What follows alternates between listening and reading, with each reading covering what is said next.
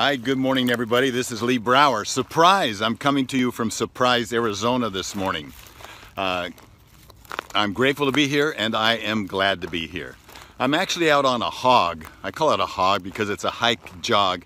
It's part of the training that we're doing for Wacky as we get ready for our rim to rim to rim on May 23rd through 25th. There's still a spot open if anybody wants to go with us. It's going to be an amazing once-in-a-lifetime experience. But so I'm out trying to get some exercise on flat ground at about, what is the elevation here, 1,000 feet or something, 900 feet.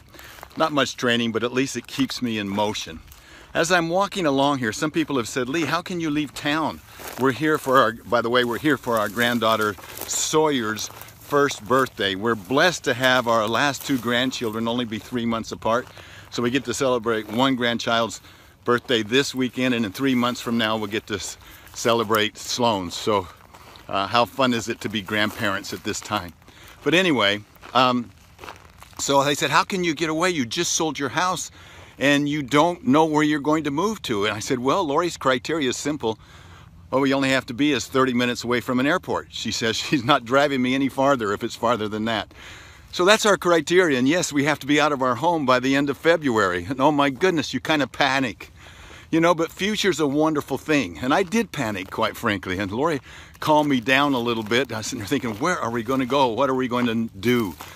But you know, then I remembered a quote by Corrie Ten Boom. Corrie Ten Boom, for those of you that may not know, she's an amazing author, has some amazing quotes.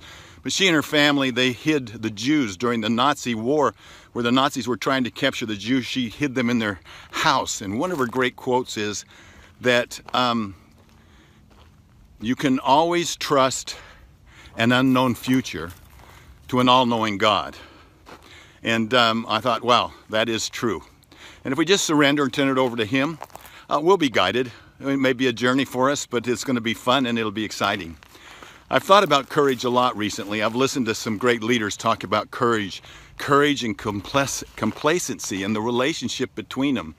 You know, Hiram Smith, who I consider to be one of the great teachers on the planet, and he's a co-founder of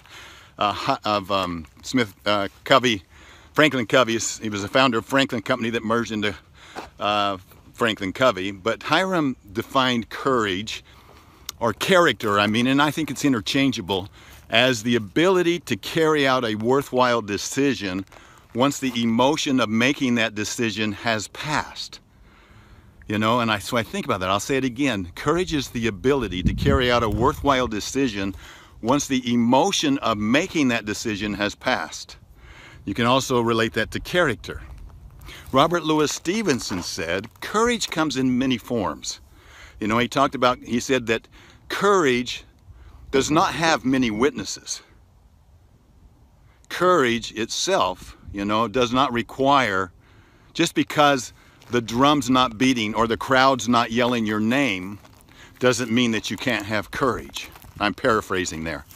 But you know, I think about that. Courage, we think of courage, we know what courage is in the battlefield. We know what courage is on playing fields. We know what courage is from those that fight deathly diseases, threatening diseases, and overcomes so many incredible things.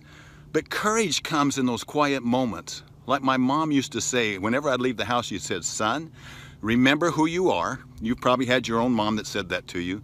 But then she would also say, be the same in the night as you are in the light. And that takes real courage. And in today's world, where we're being constantly challenged, where our truths and principles are being challenged, your truths and your principles are being challenged, when you know what you stand for and what you stand up for, courage is the ability to stand up for what's right, not only in the light, but when you are in the night, when nobody else can see you. So my message for today is have courage, have that true courage, have the ability to carry out a worthwhile decision once the emotion of that decision is past. Have the courage to stand up for what's right, no matter what, in the light and in the night. Have a wonderful, meaningful week. I do look forward to talking to you next week. Bye-bye.